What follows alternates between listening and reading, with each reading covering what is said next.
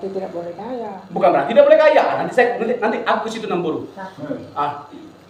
Tapi sebelumnya saya menjelaskan begini. Lebih mudah seekor unta masuk lubang jarum.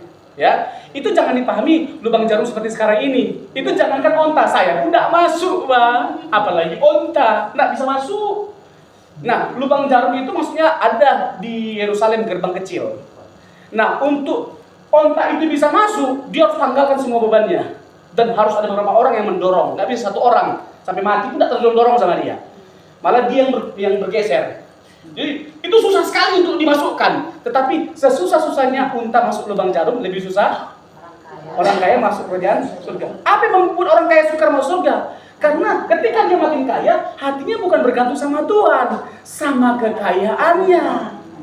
Dia merasa bahwa dia bisa melakukan apapun, membeli apapun dengan kekayaannya. Ini bahaya. Makanya daripada kita seperti ini, lebih bagus gak usah. Tetapi bukan berarti kaya tidak boleh. Siapa yang ingin jadi kaya?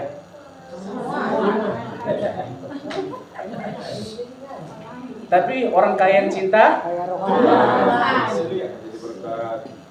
jasmani, rohani. Jangan bilang ini rohani, jasmani juga, lah. Amin. Iya, jasmani juga kita ingin diberkati. Amin. Iya, tapi jangan lupakan Tuhan dan juga jangan lupakan pendeta. Pendeta selalu mendoakan. Iya, Tuhan berkati Opung Gorsi.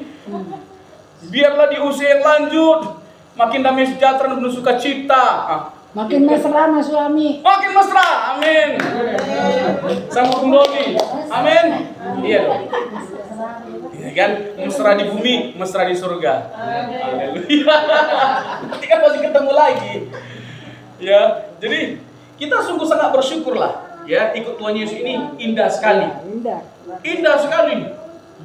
Nah, banyak orang nggak dalam perenungannya bahwa yang membuat hidup kita itu indah, bahagia itu Yesus, tidak yang lain. Serius. Ada orang, ya kan, dia ingin kaya. Ketika dia kaya, misalnya nih, ada seorang cewek, ya kan, dia ingin kaya. Lalu dia kaya dengan cara bagaimana? Dapat suami yang kaya. Oh betul, banyak sekali duitnya pada akhirnya. Tapi dia nggak merdeka seperti dulu waktu dia sendiri. Iya, kalau begini lebih bagus aku seperti dulu lah. Aku banyak sih uangku, tapi untuk apa aku seperti ini? Nggak bisa kunikmati, nggak bisa merdeka aku. Jadi dia rindukan kehidupannya yang dulu. Jadi perlu untuk kita camkan, bukan kekayaan yang membuat kita bahagia. Meskipun kita butuh uang. Meskipun kadang-kadang kita bahagia kok kalau punya banyak uang, betul nggak? Tapi jangan taruh kebahagiaan kita di situ. Amin, amin, amin. Amin, amin, amin. Cius nggak? Amin ya. Cius. Iya, jangan taruh kebahagiaan kita pada harta kita atau pada apapun. Karena apapun bisa mengecewakan. Tapi Tuhan kita Yesus kekal, Alfa dan Omega. amin sampai selama-lamanya. Amin.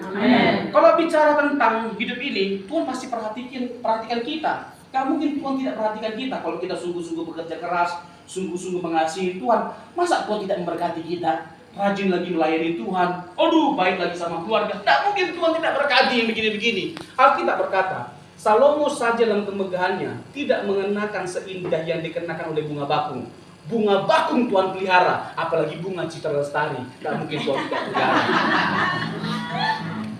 Alkitab yang berkata, burung pipit tidak menabur, menuai. Burung pipit loh, nggak menabur, menuai, bisa menuai.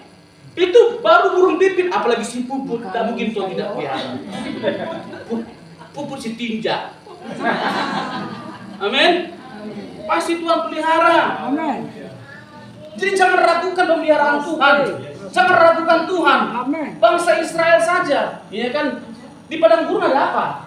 Gak ada kehidupan, gak ada makanan, gak ada apapun, air pun gak ada, masih kurang lagi. Susah sekali hidup orang itu, makan gak ada.